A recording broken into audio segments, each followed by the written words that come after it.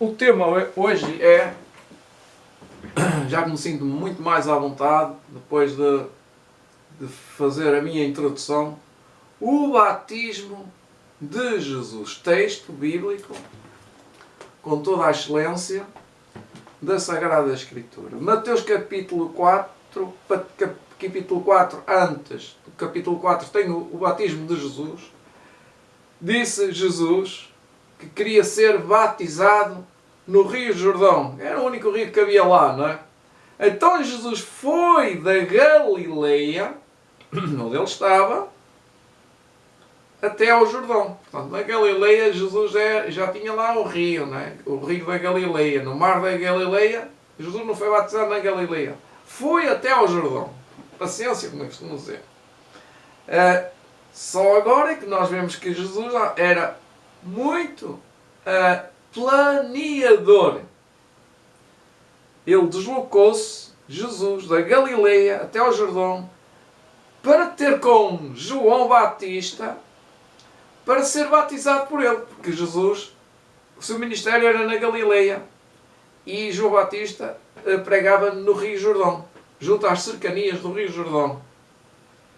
Então João diz que, mas João o impedia, não venhas ter comigo para ser batizado, dizendo, eu é que tenho necessidade de ser batizado por ti e tu vens a mim? Isto podia ter dito qualquer um de nós que estivesse ali no Rio Jordão, olhando para Jesus, Jesus que nunca tinha pecado, e João Batista, olhando para Jesus, disse, eu é que preciso ser batizado por ti. Querido irmão, querida irmã, você já foi batizada por Jesus, pelo Espírito Santo? Já foi batizada por João Batista? Não. Se não, tem que ser batizada pelo Espírito Santo. Já não temos João Batista aqui na terra. Já não temos Jesus, que ele nunca batizou. E ele batiza agora com o Espírito Santo. Porque Jesus disse-lhe, porém respondendo, disse-lhe, deixa que agora assim seja. Pois nos convém que toda a justiça seja cumprida. Então João consentiu. E Jesus, quando foi batizado, saiu porque estava mergulhado na água, saiu da água, loguinho da água, todo molhado, toda a escorrer a água, e eis que se lhe abriram os céus. Isto é a parte extra maravilhosa, extra sensorial, que nós não sabemos como é que foi, mas vimos aqui uma amostra do batismo do Espírito Santo. E eis que se lhe abriram os céus e viu o Espírito de Deus descendo como uma pomba vindo sobre ele. Ele viu, Jesus viu o Espírito Santo. Jesus não é o Espírito Santo, pois não? Pois não. É que Jesus viu o Espírito de Deus, o Espírito Santo, descendo como uma pomba e vindo sobre ele.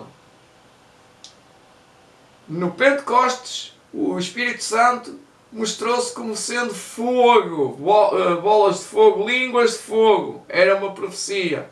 Era dizer que eles iam falar em línguas. Aqui desceu como uma pomba, era o ministério de Jesus. Símbolo do ministério de Jesus. Foi uma pomba. Manso, humilde e perspicaz. Muito perspicaz. Mas muito humilde. E eis que uma voz do céu dizia, este é o meu filho amado, em quem me comprazo. Ouviu-se esta voz assim, toda a gente ouviu, e todos ouviram e ficaram, uau, este é o Filho de Deus. A profecia se cumpriu. Todos que estavam ali ouviram, os sacerdotes, os fariseus e o povo, e os discípulos, e João Batista, e Jesus. Era para Jesus. Era para o povo ter a certeza quem era o Messias. Este foi o respaldo destas duas palavras. Este é o meu filho em quem é o meu amado. Meu amado. Este é o meu filho amado em quem me comprazo. Em quem eu tenho prazer de vê-lo, de planear com ele estas obras que tenho feito até aqui. Não era só ali, que começou na criação deste planeta. Portanto, um plano, aqui tudo um plano consertado, e agora o Pai diz que está santo. O plano está pronto, está em andamento, e Ele tem prazer, eu me comprazo em ter, por exemplo, uma Bíblia, eu me comprazo em ter uma casa, e agora podemos dizer, eu me comprazo em receber o Espírito Santo. E o Pai também pode dizer, este é o meu filho amado em quem me comprazo, para ti, para mim. Vamos ver o que aquilo Ellen White diz a respeito. Anjos e uma pomba dourada. Marcos 1:9, 11, Lucas 3:21 e João 1:32, e lemos também em Mateus capítulo 3, versículo 13 a 17.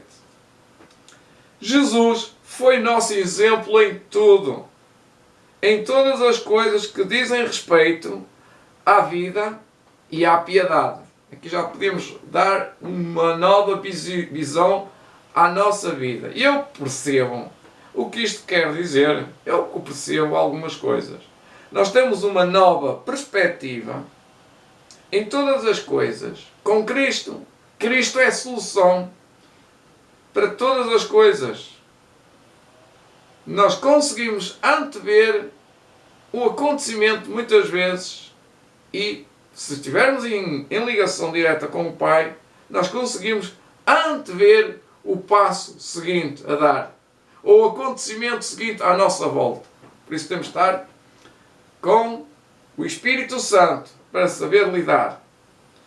Jesus foi batizado no Jordão, assim como aqueles que vêm a Ele devem ser batizados. Não no Rio Jordão, mas ser batizados como foi Ele batizado no Rio Jordão. Foi mergulhado, não foi superficialmente com umas gotinhas na cabecinha, na testa, ou na mente, no coração. Não. Ele foi batizado quer dizer imerso. Eu te batizo. E saiu da água porque estava mergulhado na água. Os anjos celestiais olhavam com intenso interesse e a cena do batismo do Salvador. Que intenso interesse tinham eles em saber? Tinham intenso porque estão no plano. Eles estão a colaborar no plano. Eles vão entrar em ação quando o Pai e o Filho derem ordens. Foram eles que cantaram, foram eles que anunciaram quando Jesus nasceu. Foi os anjos que estiveram no ministério de Jesus. Foram os anjos que estiveram na ressurreição de Jesus. Foram os anjos que levaram Jesus, ou acompanharam Jesus lá no céu. São os anjos que vão descer do céu para vir buscar os filhos de Deus. São os anjos que nos acompanham. Os anjos de Deus celestiais olhavam com intenso interesse a cena do batismo do Salvador. Isto possa ser dito de cada um que se batiza. E se os olhos daqueles que olhavam tivessem sido abertos, eles teriam visto a hoste celestial ali ao redor, cercando o Filho de Deus enquanto se curvava às margens do Rio Jordão para descer. Ele foi em pé e mergulhou. O Senhor prometeu dar a João um sinal através do qual ele poderia saber que era o Messias. E agora, quando Jesus saiu da água, o sinal prometido foi dado. Pois viu os céus abertos e o Espírito de Deus como uma pomba de ouro polido, um símbolo muito forte do ministério de Jesus era humilde, simples e era valioso. O metal mais valioso é o ouro. Como ouro polido, pairava sobre a cabeça de Cristo. E uma voz do céu dizendo: Este é o meu Filho amado, em quem me comprazo. O que é que essa cena significa para nós?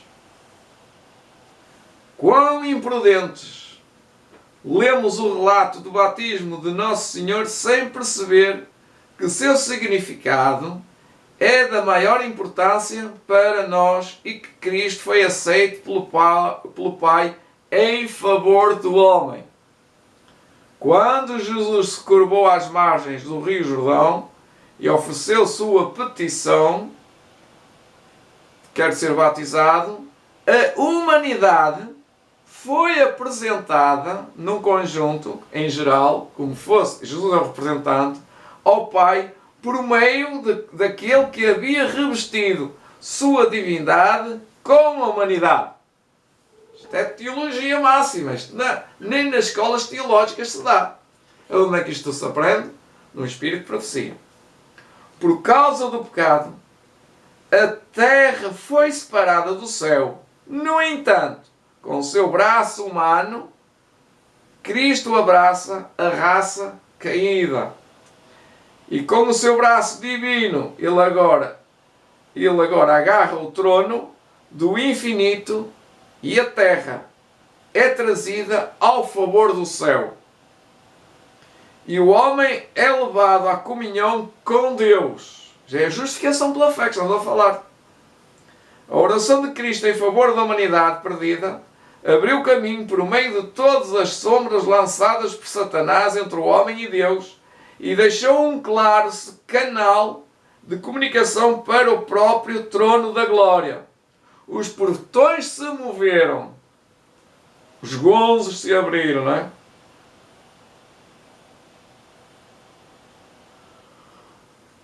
Os céus foram abertos e o Espírito de Deus, na forma de uma pomba, circundou a cabeça de Cristo. E a voz de Deus foi ouvida dizendo: Este é o meu Filho amado, em quem me comprazo.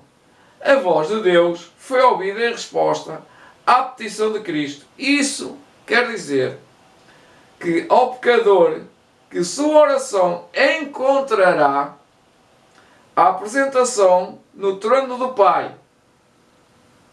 Tem alguma dúvida? A oração tem poder porque Jesus Cristo foi batizado.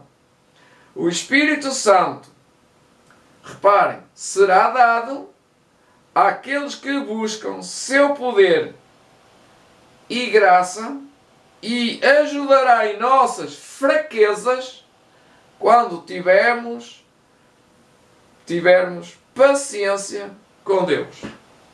Até paciência com Deus temos que ter. Eu acho que compreendi e vou explicar da minha melhor forma. Eu queria que já fosse férias, mais perto das férias, falta um dia ou dois, e digo a Deus: Senhor, que agora começam as nossas férias e não acontece nada, tenho ainda 48 horas de trabalho, ou um dia, ou dois, ou uma semana, por exemplo, ou então mais tempo, e às vezes estamos a trabalhar assim. Queria que já fosse horas de ir para casa.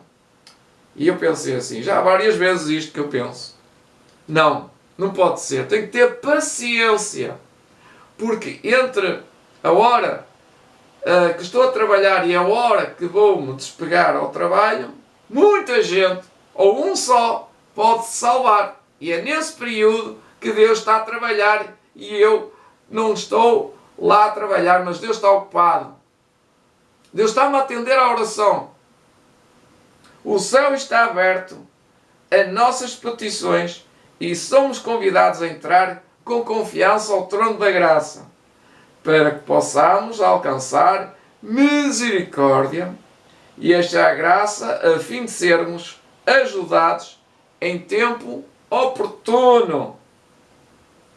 devemos ter fé, crendo que obtemos exatamente as coisas que lhe pedimos, segundo a sua vontade, não é?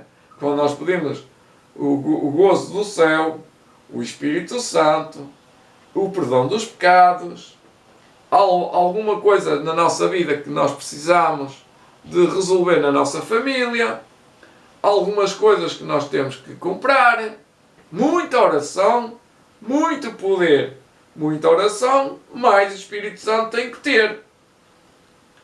Quando Cristo se apresentou a João para o batismo, Satanás estava entre as testemunhas desse evento.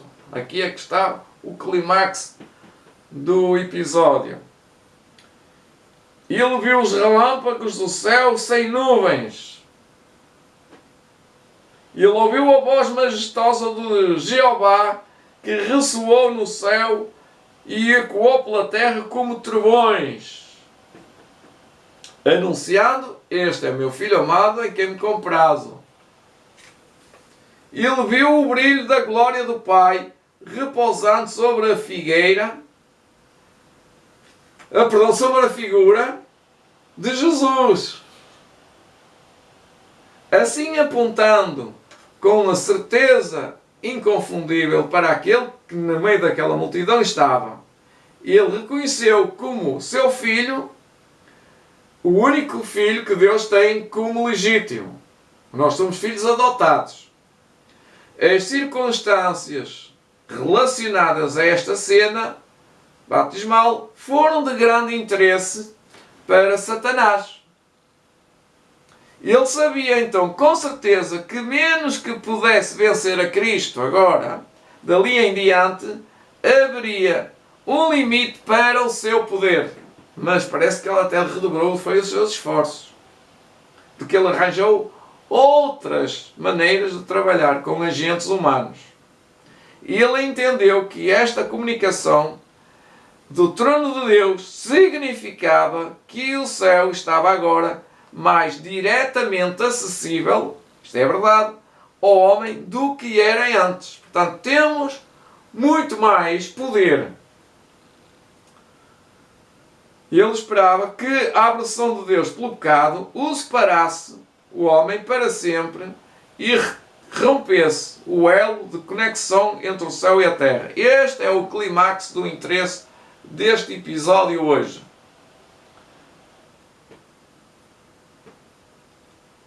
Mas, quando o céu se abriu, ouviu a voz de Deus dirigindo a seu filho. Foi para ele como um som de uma sentença de morte. Dizia ele para ele mesmo. Dizia ele que agora Deus estava prestes a unir o homem mais intimamente a si mesmo e a dar poder moral para vencer a tentação e escapar dos embaraços, das armadilhas satânicas.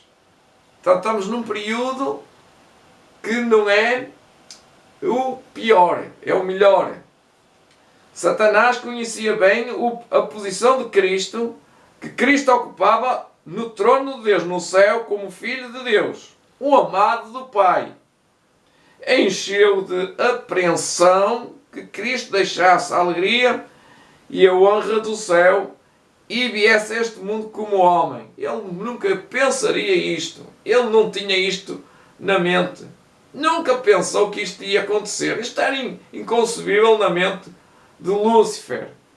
Ele sabia que se essa condescendência da parte do Filho de Deus não lhe traria nenhum bem, para ele, para Satanás. Chegar agora o momento em que o império de Satanás sofreria uma danosa destruição. Ele sabia que essa condescendência da parte do Filho de Deus não traria nenhum proveito. Chegar agora o momento em que o império de Satanás sobre o mundo deveria ser contestado, seu direito questionado, e ele temia que o seu poder fosse interrompido. Ele sabia que a profecia que um Salvador estava previsto e que seu reino não seria estabelecido em triunfo terrestre e com honra e exibição mundanas. Querem saber mais? Continuamos hoje. Ele sabia que as profecias prediziam um reino a ser restabelecido pelo príncipe do céu aqui na terra. Terra esta que ele reivindicou como seu domínio. E ele não quer saber disto para nada. Nem os seguidores dele. Eles dizem que este reino deste mundo é dele e que vão permanecer e que vão reivindicar o trono de Deus para eles e que vão viver eternamente. Ele engana. Ele é enganador.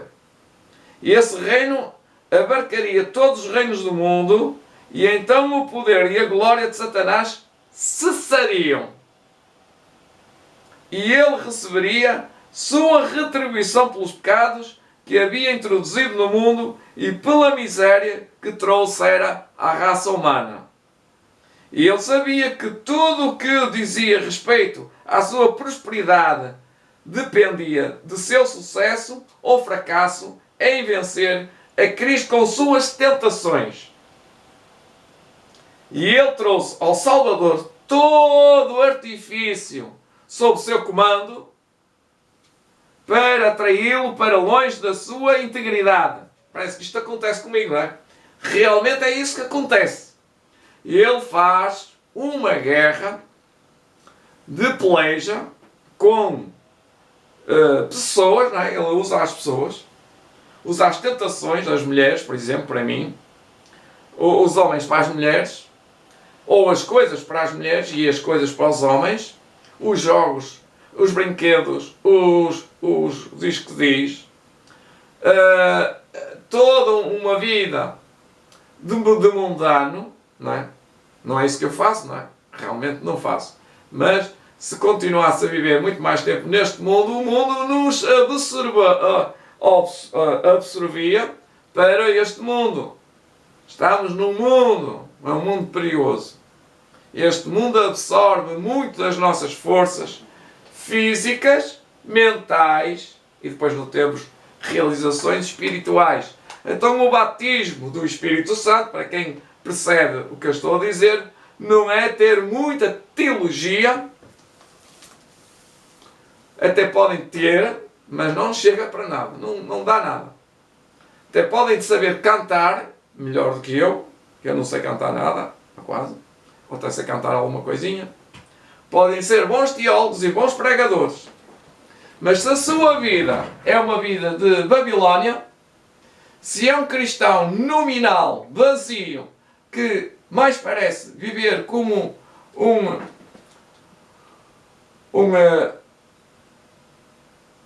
agora esqueci-me, não é? Esqueci-me, desculpa.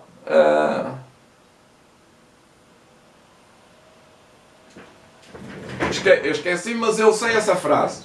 Portanto, os gentios, queria dizer os gentios, se eles vivem como gentios, são cristãos e vivem como gentios, vivem como mundanos na Babilónia, podem saber muita teologia, saber pregar, saber ter as boas maneiras de apresentar um culto e uma pregação, ou uma reunião de oração, ou um cântico.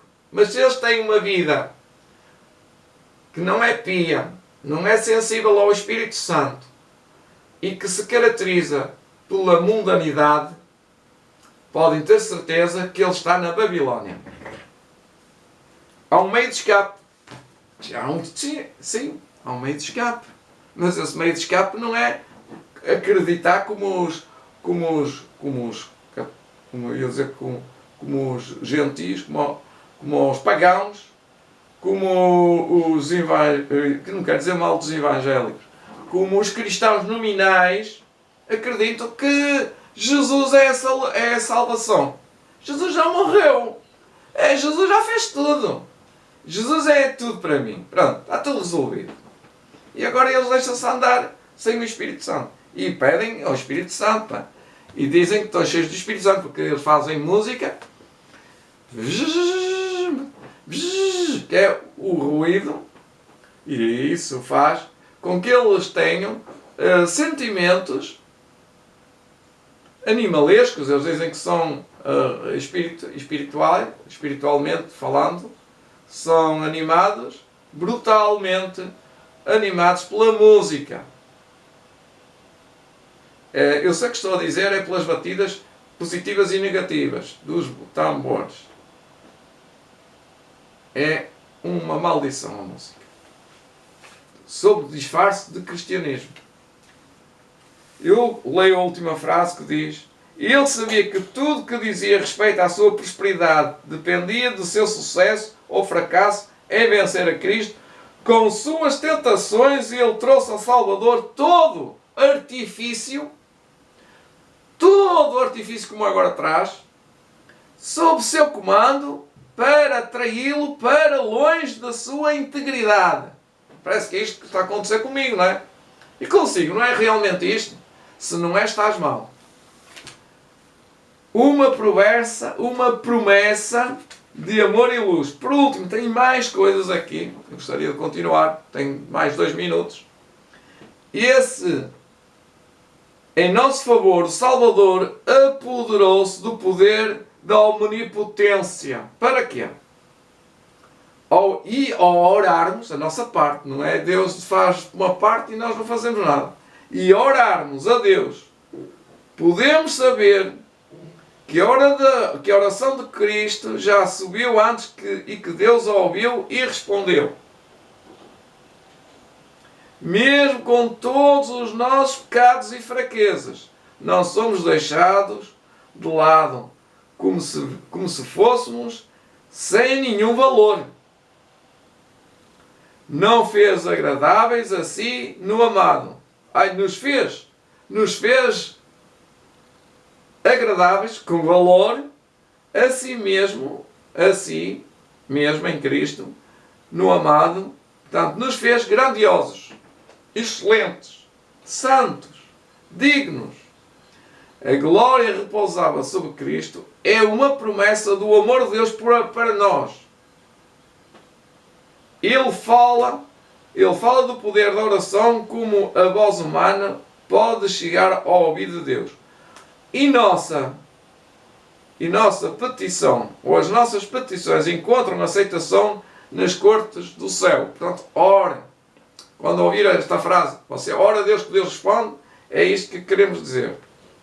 A luz que desceu nos portais celestiais sobre a forma de uma pomba dourada, sobre a cabeça de Cristo, nosso Senhor, Salvador, cairá sobre nós enquanto orarmos por ajuda para resistir à tentação. A voz que falou a Jesus diz a toda a alma que crê: este é o meu filho, o amado, em quem me comprazo. Garantia de aceitação. Por último, através dos portais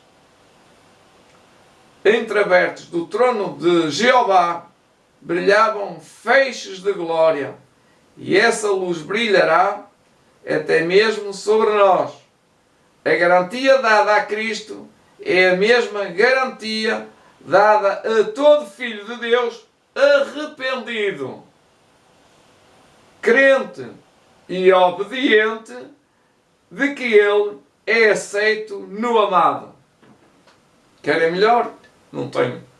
Acho que não há. Se houver, digam-me.